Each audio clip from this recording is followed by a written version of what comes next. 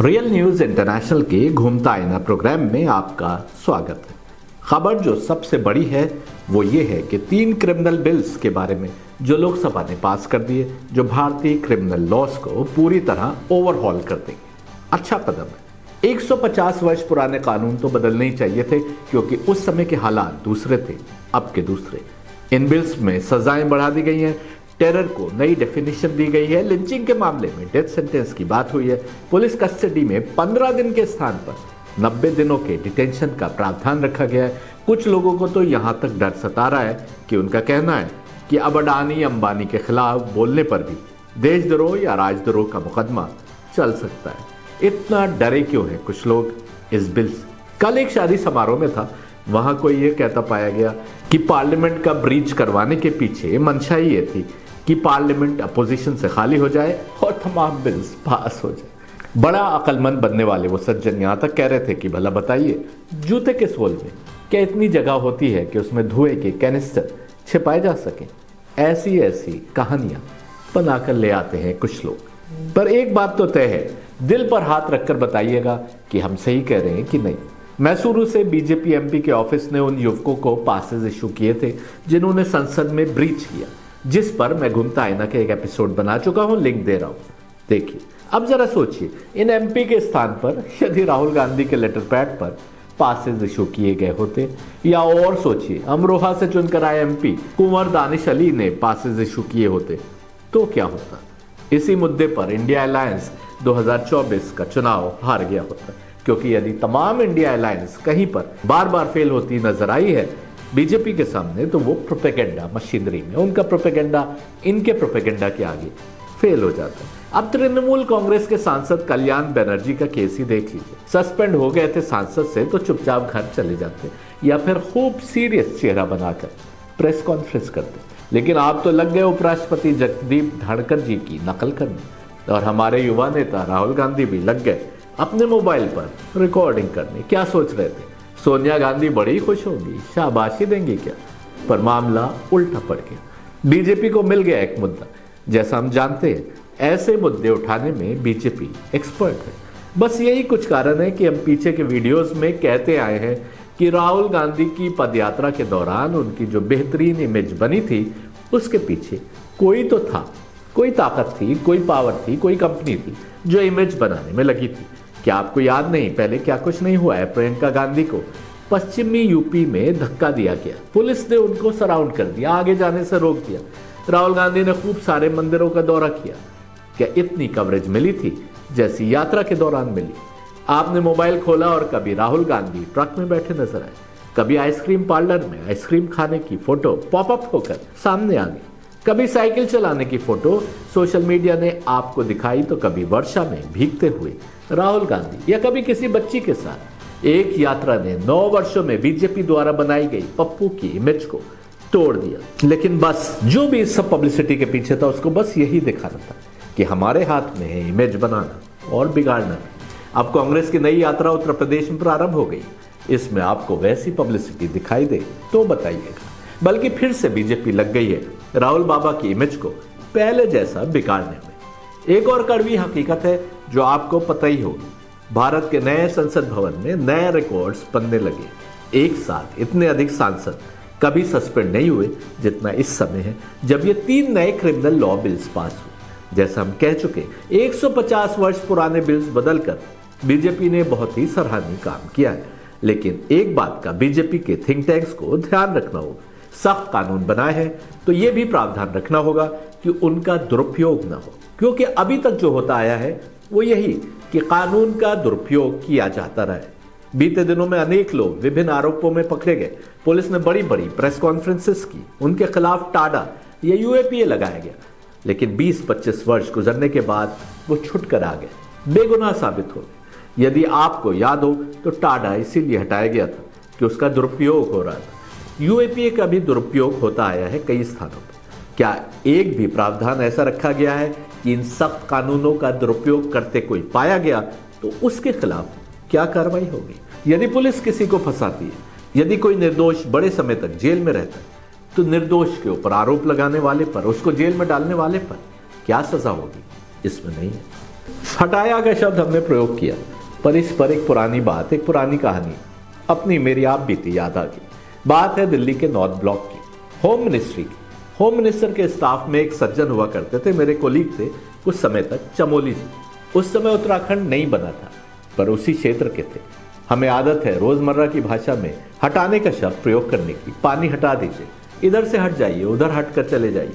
चमोली जी के सामने हटाने का शब्द प्रयोग हुआ नहीं कि वो नाराज हो जाते थे। हटाना क्या होता है कहते थे, हट का शब्द तो गाय बैल के लिए प्रयोग होता है, तुम क्यों करते हो। ये है भारत की विविधता, जहां शब्दों के प्रयोग में इतना अंतर आ जाता है। उत्तर प्रदेश की राजधानी लखनऊ, भारत की राजधानी दिल्ली और उत्तराखंड की चमोली डिस्ट्रिक्ट में रहने वालों के बीच ऐसा अंतर है हमारे रीति रिवाज। नॉर्थ ईस्ट के पूर्व गृह मंत्री किरण रिजिजू को बीफ खाने पर आपत्ति नहीं, तो उत्तर प्रदेश के हमारे प्रिय मुख्यमंत्री योगी आदित्यनाथ जी तो पूर्णतः शाकाहारी हैं। ऐसे में यूसीसी कैसे लागू करेगी बीजेपी, ये देखना बाकी है। या क्या केवल ट्रिपल तलाक और हलाला को मुद्दा बनाकर यूसीसी लगा दिया जाएगा।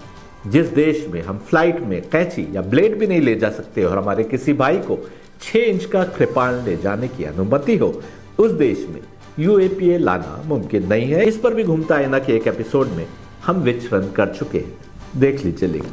अब सुनिए एक और खबर। कल तक तो खबर थी कि आडवाणी और जोशी जी को अयोध्या न आने के लिए किसी ने परामर्श दिया था, वो खबर तो बदल गई। अब तो आडवाणी जी और जोशी जी के घर जाकर उनको अयोध्या पहुंचने का न्योता दिया जा चुका है। बड़ी खबर यह है कि कांग्रेस की सोनिया गांधी और खड़गे जी को भी श्री राम जन्मभूमि तीर्थ क्षेत्र ट्रस्ट की ओर से 22 जनवरी को होने वाली कॉन्सिक्रिएशन सेरेमनी में शामिल होने का न्योता भेज दिया गया। ऐसे ही मौके के लिए शायद मुहावरा बना था, हड्डी जो निगली जाए न निकाली जाए। बीजेपी में कुछ लोग ऐसी हड्डियां फेंकने में निपुण है। सोनिया गांधी के लिए बड़ी चुनौती यह है कि यदि नहीं जाती तो रामचंद्र जी के नाम पर इतना वैभवशाली मंदिर बनकर तैयार हुआ है, उसमें न जाने पर बीजेपी उन पर हमला करेगी, इटली की बोलेगी और उनको एंटी हिंदू दिखाएगी। और यदि जाती है तो फिर ये खामोश समर्थन होगा बीजेपी की तमाम सियासत का जो उसने राम मंदिर के नाम पर की। इससे सोनिया गांधी कैसे निकलती हैं ये देखना बाकी है। बीमार होकर ही बच सकती है या किसी और को भेज दें, जैसे अपने स्थान पर मनमोहन सिंह को भेज सकती थी, क्योंकि अपने स्थान पर ही तो उनको पीएम बनाया था। परंतु बीजेपी ने यह दांव भी खाली नहीं छोड़ा है। मनमोहन सिंह जी को भी न्योता दिया गया है, वो तो शायद जाएंगे ही जाएंगे। आइए विश्व पटल पर आपको लेकर चलते हैं। इराक से लेकर लीबिया और अफगानिस्तान में लड़ाई क्या टेरर के कारण थी? टेरर एक्टिविटीज तो स्वयं यूएस भी खूब प्रमोट करता रहा है। हमने एक वीडियो में बताया था कि भारत पर कनाडा में एक व्यक्ति को मारने पर होहल्ला मचाने वाले यूएस की सीआईए ने अब तक विदेशी धरती पर कितने लोगों को कत्ल करवाया है, इसका हिसाब तो स्वयं यूएस के प्रेसिडेंट के ऑफिस में भी नहीं होगा। देखिए हमारी रिपोर्ट। यूएस द्वारा जिन देशों पर भी आक्रमण हुआ है बीते दिनों में, उसके पीछे इकोनॉमिक कारण है। आज जो इसराइल हमास पर हमले कर रहा है, उसके पीछे भी इकोनॉमिक कारण ही है। ये किसी भी हाल में यहूदी या ईसाई या मुस्लिम के बीच लड़ाई नहीं है, जैसा कुछ लोग दिखाने की कोशिश कर रहे हैं। यदि मोसेस यहूदियों के प्रिय पैगंबर हैं, तो मुसलमान भी उन्हीं मोसेस को मूसा के नाम से जानते हैं। कुरान में भी बार बार मूसा का उल्लेख है। दोनों के रीति रिवाज, दोनों का रहना सहना, यहाँ तक कि इबादत करने के तरीके भी मिलते जुलते हैं। तो जैसा हमने कहा, ये किसी भी हाल में यहूदी या ईसाई या मुस्लिम के बीच लड़ाई नहीं है, जैसा कुछ लोग दिखाने की कोशिश कर रहे हैं। यूएस में हो रहे सर्वेस के अनुसार बड़ी संख्या में यूएस की जनता, विशेषकर यूथ्स, यूनाइटेड स्टेट्स की पॉलिसीज के, हमास को लेकर जो पॉलिसी है उसके खिलाफ है। हमास इसराइल युद्ध बाइडेन के गले की भी हड्डी बन चुका है, जो न निगलते बन रही है न उगलते। यूएस में यहूदी लॉबी इतनी मजबूत है जो इलेक्शन कंट्रोल करने के लिए जानी जाती है। इस लॉबी के कारण बाइडेन इसराइल का सपोर्ट करने पर विवश है, लेकिन उसी यूएस के यूथ, यूएस के सपोर्ट से हमास के बच्चों और महिलाओं पर हो रहे जुल्म के कारण अपनी ही सरकार के खिलाफ खड़े दिखाई दे रहे हैं। बहुत सारी रिपोर्ट्स यूएस के अखबारों में छप चुकी है। हमास इसराइल युद्ध ने कुछ किया हो या ना किया हो, बाइडेन के फिर से अमेरिका के राष्ट्रपति बनने की राह में तो रोड़े अटका दिए हैं, और यदि ट्रंप फिर से खड़े होते हैं तो उनकी जीतने की राह आसान कर दी है। Thank you Netanyahu. हमारी एक और स्टोरी भी है, वो भी देख सकते हैं आप।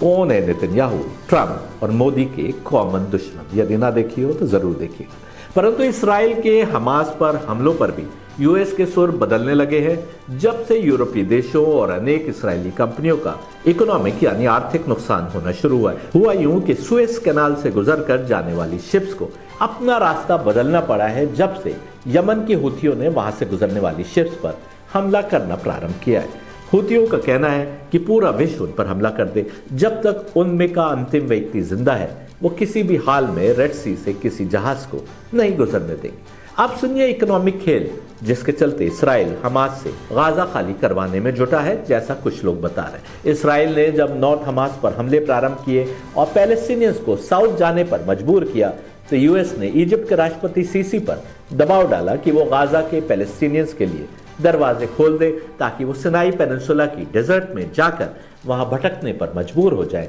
जैसा कि हम सुनते हैं कहानियों में कि मोसेस कई वर्षों तक उसी सिनाई पेनिनसुला में भटकते रहे थे जब इजिप्ट से इसराइल की ओर आए थे। सुएज कैनाल जब से बनी है तब से यूरोप से एशिया और फारिस या ऑस्ट्रेलिया जाने वाले तमाम जहाज इसी रूट से होकर जाते हैं, जो पहले लंबा चक्कर काटकर अफ्रीका के दक्षिण से होकर जाया करते थे। परंतु सुएज कैनाल ने इस तमाम रास्ते को छोटा कर दिया।